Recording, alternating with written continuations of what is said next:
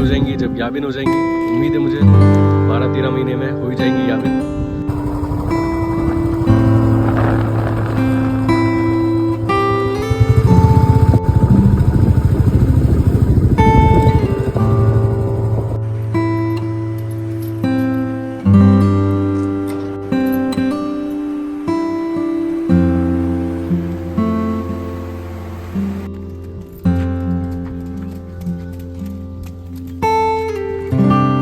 दोनों को आप देख लीजिए, और दोनों में कोई खास अंतर नहीं है, 1 महीने का अंतर है लेकिन बच्चे। तो अब ये देखते हैं ये बच्चियाँ जब तैयार हो जाएंगी, जब याबिन हो जाएंगी, उम्मीद है मुझे 12-13 महीने में। जय श्री राम दोस्तों, कैसे हैं आप सब? उम्मीद करता हूँ बढ़िया होंगे, स्वस्थ होंगे, मजे में होंगे। मेरा नाम जयदीप मिश्रा है। अपने चैनल पे मैं पशुपालन संबंधित जानकारी भी देता हूँ और अपना रूटीन लाइव भी शेयर करता हूँ। दोस्तों आज है 15 सितंबर और इस वक्त सुबह के 7:30 बज रहे हैं और अभी फिलहाल मैं हूँ अपनी गायों के पास, अपनी डेयरी पर। और दोस्तों मौसम बहुत बढ़िया है, ठंडी हवा चल रही है, कड़क धूप निकली हुई है। और आज मैंने बहुत दिनों के बाद, लगभग 2-3 महीने के बाद राधिका और नैना को खोला है। तो आज इन्होंने काफ़ी बदमाशी की, पूरे में दौड़ लगाई है, घूमा फिरा है, थोड़े अपने आप को स्ट्रेच किया है। एक जगह पर बंधे बंधे पशु भी एक जगह अकड़ जाते हैं, पैर खुरों का भी बढ़ना स्टार्ट हो जाता है। तो आप देखिए, अगर नैना की खुर देखूँ तो मैं थोड़े थोड़े बढ़ गए हैं। अगर इसी तरह से बंधी रहेगी ना तो इसके खुर और ज़्यादा बड़े होंगे, तो ये सही नहीं है। और आज दौड़ भी नहीं पा रही थी ढंग से, मतलब दौड़ रही थी तो चाल ही अलग थी, क्योंकि बहुत लंबे समय से दौड़ी नहीं है, खुली नहीं है। तो आज इनको खोला तो फिर बढ़िया मस्ती मारी है और बहुत इन्जॉय किया है। और दोस्तों जो भाई नए हैं उनको बता दूं कि ये हमारी जो नैना है ये डिज्नी की बच्चिया है और इसकी उम्र है 8 महीने।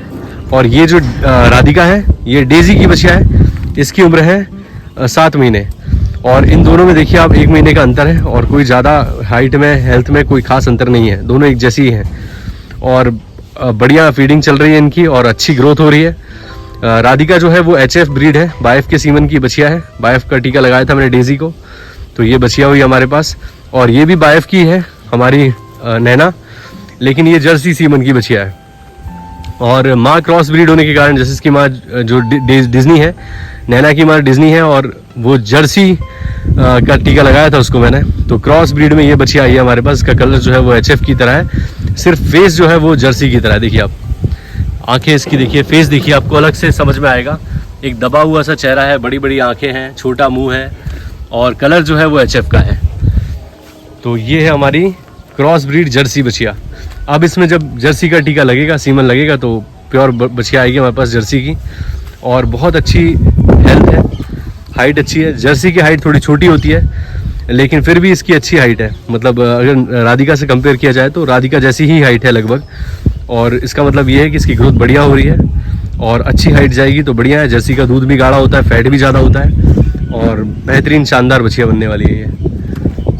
और ये जो है हमारी राधिका का फेस देखिए आप। डेजी की अगर फेस की बात की जाए तो डेजी से बहुत अलग इसका चेहरा है। इसका छोटा सा मुंह है और HF की तरह चौड़ा सा मुंह है। और देखिए आप हेल्थ वगैरह बहुत शानदार, अच्छा दौड़ी है। पेट जो है इसका थोड़ा आपको दिख रहा होगा बड़ा सा, डिवॉर्मिंग वगैरह टाइम से करता हूँ मैं, बस बंदे बंदे खाने की वजह से। अगर अच्छे फार्म पे होती है और खुलने को मिलता है इसको बाड़े के अंदर थोड़ा, तो इसका पेट जो है उतना लटका हुआ नहीं होता।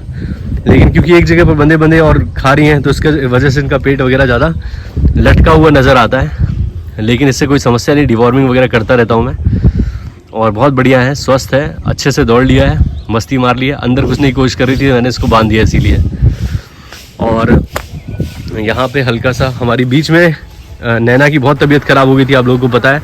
इसने 2-3 दिन ढंग से खाया नहीं है और इस वजह से इसका ये भी थोड़ी मतलब दुबली सी नज़र आ रही होगी। लेकिन अब तो काफ़ी रिकवर कर लिया है, लेकिन अब मतलब बहुत जल्दी ये स्वस्थ हो जाएगी और अच्छी हो गई, अच्छे से खाने लगी, कोई समस्या नहीं है इसको भी। और बहुत अच्छा रिकवर किया। अगर इसके बीच में तबीयत ख़राब नहीं हुई होती तो और बेटर कंडीशन में थी ये, लेकिन फिर भी काफ़ी हेल्दी है, कोई समस्या नहीं है। और उम्मीद है मुझे कि ये दोनों बच्चियाँ हमारी 11-12 महीने की उम्र में, अभी फ़िलहाल जैसे 7-8 महीने की ये है, 7 महीने की वो है, तो लगभग मान के चले आप 4-5 महीने बाद दोनों गाभिन हो जाएंगी गारंटी से। और हरा चारा मिलने लगेगा तो और अच्छे से सेहत इनकी बढ़िया होगी। और मंगल ने अभी अभी राधिका को एक बार भगाया मार के, वैसे सीधा नज़र आता है लेकिन मौका मिले तो मारने में नंबर 1 है ये भी। और यहाँ पर अंदर सारी हमारी गाय बंधी हुई है, ये देख लीजिए। और आज से मैंने लाली का दूध निकालना बंद कर दिया है। मैंने इसकी लगभग 11 मार्च के आसपास 11-12 मार्च के आसपास एआई कराई थी और आज है 15 सितंबर और अभी फ़िलहाल आधा लीटर दूध दे रही थी ये, तो इसलिए मैंने इसको ड्राई कर दिया। कम से कम 2 महीने का ड्राई पीरियड तो गाय को मिलना ही चाहिए। वैसे 55 दिन से नीचे अगर ड्राई करते हैं आप तो कोई मतलब नहीं है। 55 दिन से 60 दिन से 55 दिन कम से कम ड्राई पीरियड मिलना चाहिए एक गाय को, ताकि उसका अडर रिकवर करे बढ़िया तरीके से, उसके जो टिश्यूज़ डैमेज हो जाते हैं मिल्किंग के समय वो सारे सही हो जाए और बच्चे का विकास भी अच्छा हो और अडर भी अच्छा बने, अगले ब्यात में दूध भी अच्छा हो। तो इसको अब मैंने ड्राई कर दिया है। और ड्राई करने का मतलब ऐसा नहीं कि मैंने इसको सूखा भूसा दे के ड्राई किया है, फीड में उतनी ही दे रहा हूँ, लेकिन अब मैंने इसका दूध निकालना आज से बंद कर दिया। अभी तक डेली सुबह एक ही टाइम मिल्किंग होती थी, सुबह सुबह, तो अब ये आधा लीटर दूध दे रही है, तो इतना कोई ज़्यादा दूध नहीं है। अगर मैं इसको जो एक टाइम मिल्किंग कर रहा था आज मैंने नहीं किया, सुबह 1-2 दिन बाद एक बार और मिल्किंग करूँगा, थोड़ा बहुत जो दूध थनों में होगा वो निकाल दूंगा ताकि मस्टाइटिस वगैरह ना बने आगे। लेकिन अगर मैं आधा लीटर दूध निकालते रहूँगा तो देती रहेगी। सुबह सुबह जब मिल्किंग करता तो उसके थन अपने आप बंद होते हैं, फिर बहुत प्रेशर लगाना पड़ता है तब जाके थनों से दूध निकलता है। तो इसलिए ड्राई कर देना ही बेटर है, थोड़ा समय मिल जाएगा तो अच्छी हेल्दी अडर बन जाएगा और सेहत भी अच्छी रहेगी और बच्चे का डेवलपमेंट भी अच्छा होगा। तो अभी फ़िलहाल इसको मैंने आज से दूध निकालना बंद कर दिया है। डेजी के और डिज्नी के दूध में भी थोड़ा इंप्रूवमेंट आया है। कैल्शियम देने से ऐसा नहीं है कि कोई फ़र्क नहीं पड़ा, सेहत में भी थोड़ा अंतर दिख रहा है। पसलियाँ दिखती थी काफ़ी ज़्यादा, वो थोड़ी कम हो गई हैं, खा भी बढ़िया तरीके से रही है, कोई प्रकार की किसी प्रकार की कोई समस्या नहीं है। और दूध में शाम को तो काफ़ी अच्छा रिजल्ट था, कल रात को अच्छा दूध दिया इन्होंने। सोच रहा था सुबह अगर वैसे ही दूध देगी तो मैं मिल्किंग करके आपको दिखाऊंगा, लेकिन सुबह उतना ज़्यादा सही नहीं था जितना शाम को था। तो देखते हैं धीरे धीरे करके इम्प्रूवमेंट हो रहा है। और दोस्तों आज 15 तारीख हो गई है, हमारी कपिला को हीट पे आना चाहिए था। आज 21 दिन कंप्लीट हो गए हैं, लेकिन अभी तक डिस्चार्ज वगैरह कुछ दिखाई नहीं दे रहा है और लग भी नहीं रहा मुझे कि आज हीट पे आई है। देखते हैं शाम तक या सुबह तक, कल तक हीट पे आ जाए तो अच्छी बात है। और 16-17 तारीख के आसपास हमारी लक्ष्मी हीट पे आई थी, जो डिस्चार्ज मैंने देखा था। अगर इसका भी 1-2 दिन के बाद डिस्चार्ज आता तो दोनों मतलब हीट पे आ गई हैं। और अगर प्रॉपर डिस्चार्ज करेंगी अच्छे तरीके से, जो होना चाहिए हीट के सारे सिम्टम्स अगर नजर आएंगे मुझे कि हाँ भाई प्रॉपर हीट है, तो मैं इनको ज्ञापन कराऊंगा। और अगर हीट के वैसे ही डिस्चार्ज जैसा पिछली बार था, बहुत कम डिस्चार्ज रहा, तो मैं नहीं कराऊंगा। और थोड़े दिन और वेट करेंगे 1 महीने के आसपास, ताकि इनका वेट थोड़ा और बढ़ जाए और उसके बाद फिर हम इनकी एआई कराएंगे। और मिनरल मिक्सचर दोस्तों मेरे पास हो गया ख़त्म, बिल्कुल लास्ट था, कल के लिए हो गया था, अब ख़त्म हो गया। तो अब मुझे मिनरल मिक्सचर लेना पड़ेगा।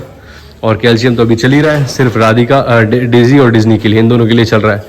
और टिक्स बहुत ज़्यादा हो रहे हैं दोस्तों, बहुत ज़्यादा टिक्स की समस्या आ रही है। आप देख सकते हैं कि हमारी डेजी के गले पे लग रहे हैं, दिख रहे हैं आप। तो इसके लिए मैं लेके आऊँगा एक्स टिक, जो कि एक अच्छा लिक्विड आता है। 2 लीटर पानी में 1 सीसी को घोलिए और ठंडे मौसम में, मतलब धूप नहीं लगनी चाहिए जब भी आप लगाएं, शाम के वक्त लगाएं। और अंधेरा रहता है उस टाइम पे, धूप नहीं होती है, तो उसका असर ज़्यादा अच्छे से होता है। तो मैं अगर होगा तो शाम को लेके आऊँगा आज और इन सबको लगा दूंगा और रात भर लगा रहने दूंगा। 2 लीटर पानी में 1 सीसी को घोल के बढ़िया कपड़े से हल्के हाथ से मल दें, अपने आप सारे टिक्स खत्म हो जाएंगे। और कभी भी आप टिक्स की अगर अपने पशु को दवा लगाते हैं तो उस दवा को कम से कम 25 दिन बाद फिर से रिपीट कीजिए, क्योंकि कई बार क्या होता है हम अपने पशु को टिक्स की दवाई लगा देते हैं और फिर उसके बाद भूल जाते हैं, खत्म बात। लेकिन अगर आप 25 दिन बाद रिपीट करोगे ना, तो आपके डेयरी फार्म पे आसपास में कोनों पे जो भी टिक्स छुपे हुए हैं वो सारे के सारे वापस से पशु के ऊपर चढ़ जाते हैं और कुछ अंडे वगैरह यहाँ पर रह जाते हैं, तो उससे ही बच्चे निकल आते हैं। 25 दिन बाद रिपीट करने से वो भी खत्म हो जाते हैं। तो एक बार जब भी लगाएं आप, उसके बाद 25 दिन बाद फिर से रिपीट करें, ताकि एकदम जड़ से खत्म हो जाए। फिर आपको काफ़ी लंबे समय तक शांति मिल जाएगी, आपके डेयरी पर टिक्स पूरे खत्म हो जाएंगे। तो ये मुझे करना है और सब कुछ बढ़िया है। अब हमारी कह सकते हैं कि लाली जो है वो 7 महीने के आसपास गाभिन है, कंप्लीट है। 6 महीने हमारी नंदिनी, और 5 महीने हो गई हमारी डिज्नी, और 4 महीने हो गई डेजी। तो इस तरीके से गाभिन है, मतलब सब 1-1 महीने के अंतराल पे ब्याएंगी। जब ब्याएंगी तो 2 महीने बाद से स्टार्ट होगा इनका काविंग स्टार्ट होगी। और ठंडी का मौसम बेहतरीन रहता है ब्याने के लिए पशुओं का। जो भी पशु ठंडी के मौसम में ब्याता है उसका दूध उत्पादन आपको ज़्यादा देखने को मिलेगा, मतलब वो पूरे ब्यात में लैक्टेशन में अच्छा दूध देगी। और अगर वो गर्मी के मौसम में ब्याती है तो प्रॉपर दूध पीक पे आ ही नहीं पाती है। तो इस बार देखते हैं, सर्दियों के मौसम में लाली ब्याएगी और नंदिनी ब्याएगी, ये दोनों सर्दियों के मौसम में ब्याएंगी। तो देखते हैं कैसा रिजल्ट रहता है। और अभी फ़िलहाल इन दोनों को भी अंदर बांध देता हूँ। काफ़ी मस्ती कर ली है, कूद लिया है, थोड़ी देर बाहर भी खुले में बंद लिया है, अच्छी हवा चल रही है बेहतरीन। और जाएंगे अंदर, खाएंगे पिएंगे, आराम करेंगे। मुझे एक बार दोपहर में आना पड़ेगा क्योंकि चोकर का पूरा ख़त्म हो चुका है, तो लेके आना है आज। और बाहर आप देखिए नज़ारा किस तरीके से, बहुत ठंडी हवा चल रही है, बहुत ही बेहतरीन। लालू यहाँ पर खड़ा हुआ है और नाले का पानी काफ़ी कम हो चुका है। पिछले दिनों आपने देखा वीडियो में कितना बह रहा था तेज़, ये बहुत ऊपर तक था पानी। और अभी फ़िलहाल देखिए आप बिल्कुल शांति से एकदम कल कल कल की आवाज़ आ रही है और एकदम साफ़ पानी हो चुका है एकदम। अगर बारिश होती है तेज़ तो मटमैला पानी बहता है, और 1-2 दिन अगर ना हो बारिश तो फिर खुल जाता है पानी और बेहतरीन साफ़ पानी हो गया, मतलब बहता है फिर। तो देखिए आप बेहतरीन नज़ारा है, सुबह सुबह ठंडी हवा लग रही है। और यहाँ पर डला हुआ है गोबर मेरा, देखिए ये सारा खाद है और यहीं पर गोबर फेंक रहा हूँ अभी फ़िलहाल। गर्मियों में इसको सेल करेंगे, कुछ भी वेस्ट नहीं हो रहा है, सही है, जगह है अपने पास पर्याप्त यहाँ पर डालने के लिए। और काफ़ी तो बह के वहाँ उस तरफ चला गया है। तो अभी यही सब है दोस्तों सीन सारा का सारा। और इनने भी मस्ती कर ली है, थोड़ी देर कूद लिया तो थकी हुई नज़र आ रही है। चलता फिरता पशु रहे तो उतनी जल्दी थकता नहीं है, लेकिन एक जगह अगर बंधा रहे तो फिर उनकी बहुत जल्दी मतलब थक जाते हैं वो। तो अब इनको अंदर बांधूंगा और बस चलने की तैयारी है घर। और आप देखिए नंदिनी का आर्डर काफ़ी अंतर आया है, देखिए अगर आप तो पहले ऐसा लटका हुआ नहीं था, लेकिन अभी फ़िलहाल आप देखिए बहुत अंतर है, झोल काफ़ी हो गया है। और मुझे लग रहा था कि जब ये छोटी थी तो इसके आर्डर में लगता था मुझे कि भाई एक थन छोटा है एक बड़ा है, लेकिन अभी देखिए आप चारों थन बराबर नज़र आ रहे हैं और अच्छी लेवटी बनाएगी है 100%। एक भाई बोल रहे थे कि उनकी एक गाय है, उसका गाढ़ा दूध है बहुत ज़्यादा, तो बहुत टाइट लगती है, क्या है कारण? दोस्तों 2 तरह के पशु होते हैं, एक होते हैं जो अच्छा दूध देते हैं। अगर मुर्रा भैंस की बात की जाए तो इसमें भी भैंसें भी 2 प्रकार की होती है, एक घी लाइन की भैंस होती है और एक मिल्क लाइन की। तो जो घी लाइन की दूध भैंस होती है उसके वो बहुत टाइट लगती है, दूध बहुत टाइट देती है वो, और उसके दूध में घी अगर आप बनाएंगे तो ज़्यादा निकलेगा, प्रोडक्शन उतना ज़्यादा नहीं होगा। और जो मिल्क लाइन की भैंस होती है उसमें घी कम निकलता है, दूध ज़्यादा देती है। ऐसी गायों में भी होता है, किसी किसी गाय के दूध में बहुत टाइट दूध निकलता है। तो जो गाय टाइट दूध देती है ना उसके दूध में गाढ़ापन ज़्यादा होता है, और अगर उसका आप घी बनाएंगे तो ज़्यादा बेनिफिट मिलेगा आपको। और अगर पतला दूध है, ईजीली दूध निकलता है तो दूध पतला होगा और प्रोडक्शन ज़्यादा रहेगा दूध का, लेकिन घी कम निकलेगा, फैट कम रहेगा। तो ये अंतर होता है, किसी प्रकार की कोई समस्या की बात नहीं है। और एक भाई कह रहे थे कि 3 महीने की बछिया वाइट डिस्चार्ज डाल रही है, क्या करें? दोस्तों 3 महीने की बछिया कभी हीट पे नहीं आती है, और डिस्चार्ज जो भी है इन्फेक्शन है उसको आप एक बार डॉक्टर से सलाह लीजिए, कोई एंटीबायोटिक दवाई लीजिए, उसको खिलाइए ताकि कोई इन्फेक्शन वगैरह अंदर हो तो वो सही हो जाए। अगर डिस्चार्ज डाल रही है वाइट तो हो सकता है वो पस हो, अंदर कुछ चोट वगैरह लग गई हो, तो उसका आप थोड़ा इलाज कराइए, कोई समस्या की बात नहीं है, इलाज कराने की ज़रूरत है। डिस्चार्ज वगैरह उसको आप हीट से मत जोड़िए, वो कुछ इन्फेक्शन वगैरह हो गया उसको, तो उसका आप इलाज कराइए। तो एक भाई ने कमेंट किया था कि उनकी गाय गोबर नहीं कर रही है, समस्या हो रही है, तो क्या करें? तो दोस्तों गोबर कई बार होता है कि कब्ज जैसी समस्या हो जाती है पशु को, मतलब गोबर करने में दिक्कत होती है।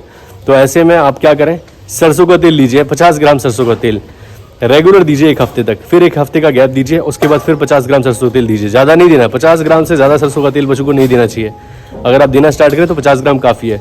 रेगुलर आप उसको 50 ग्राम तेल दीजिए कुछ दिनों तक, देखिए आपकी गाय का पेट बिल्कुल सही हो जाएगा, किसी प्रकार की कोई समस्या पेट से संबंध नहीं रहेगी। और डीवॉर्मिंग ज़रूर कर लीजिएगा, क्योंकि कब्ज़ वगैरह की समस्या, लूज मोशन और कब्ज़ अगर पशु को होता है या बछिया को होता है तो इसमें भी कीड़े ही, पेट के कीड़े ही कारण होते हैं। तो आप डीवॉर्मिंग कीजिए और उसको सरसों का तेल दीजिए, देखिए कैसे आपके पशु का पेट बिल्कुल सही हो जाएगा।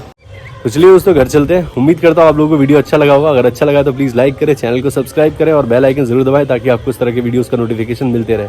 मिलते हैं दोस्तों किसी और वीडियो में, तब तक के लिए जय श्री राम, अपना ख्याल रखें दोस्तों।